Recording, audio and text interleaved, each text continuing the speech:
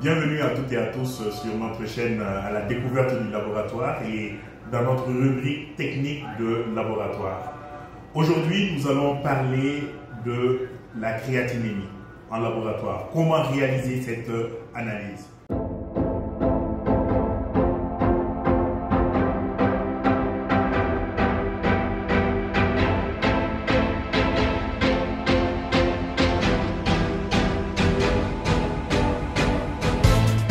Déjà, il est important de savoir que la créatinémie permettra de pouvoir savoir est-ce que le patient il est dans une phase d'insuffisance rénale ou pas. Donc, le dosage justement de la créatinémie associée à l'azotémie permettront de pouvoir avoir les fonctions du rein. Mais aujourd'hui, on va parler d'abord de la créatinémie. Il est important déjà de noter que la créatinémie est une réaction cinétique. En tout cas, le réactif que nous allons utiliser, c'est une réaction cinétique. Comment est-ce qu'elle se déroule? Nous avons un réactif A et un réactif B que nous avons ici, n'est-ce pas?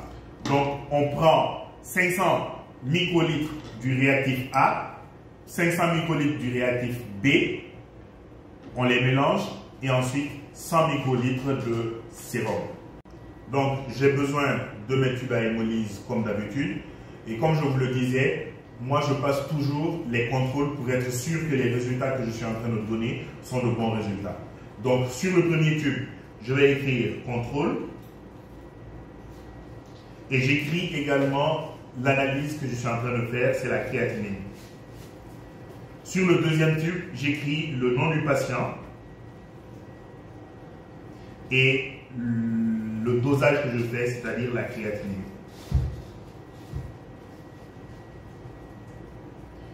Donc, comme je vous le disais tout à l'heure, on a besoin justement de 500 microlitres du réactif 1, 500 microlitres du réactif 2. Donc, je vais pipetter 500 microlitres du réactif 1. Toujours pour éviter de souiller, je mets dans le bouchon et je pipette.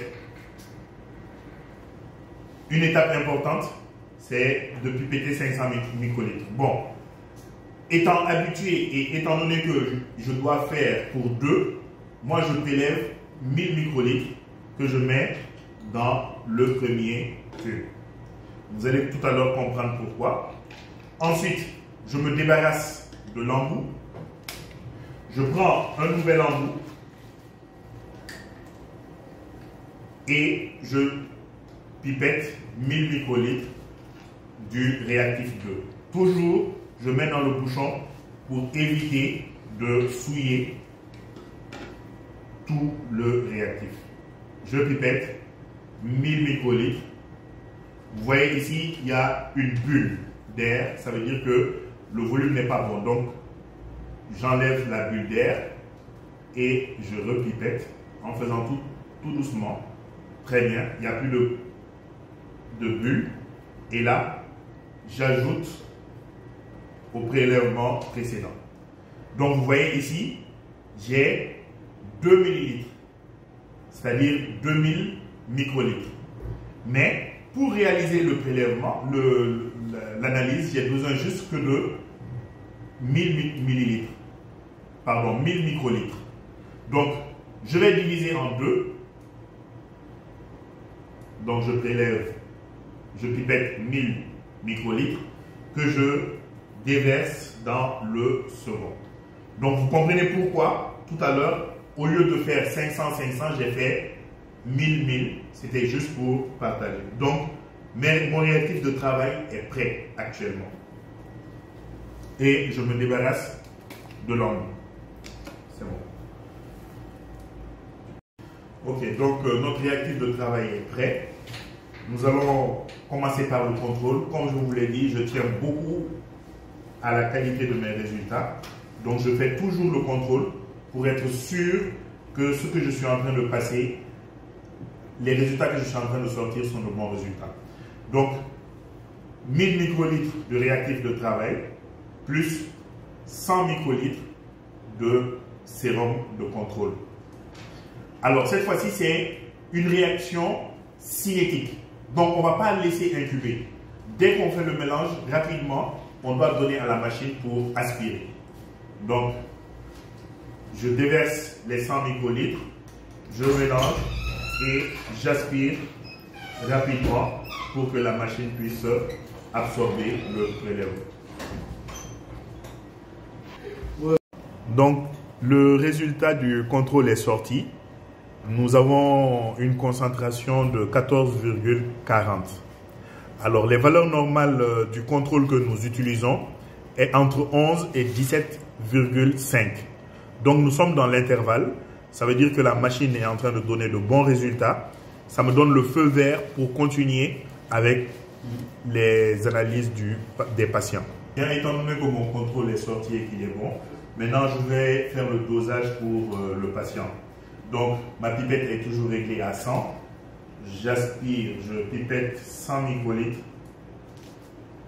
du sérum du patient.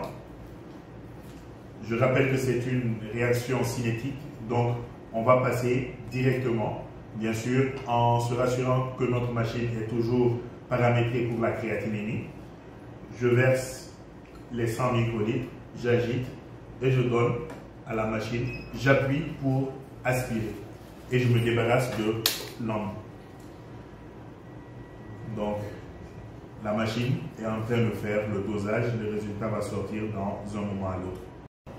Donc, vous voyez, la courbe est en train d'être tracée et donc à la fin des 60 secondes, 1 minute, le résultat va sortir.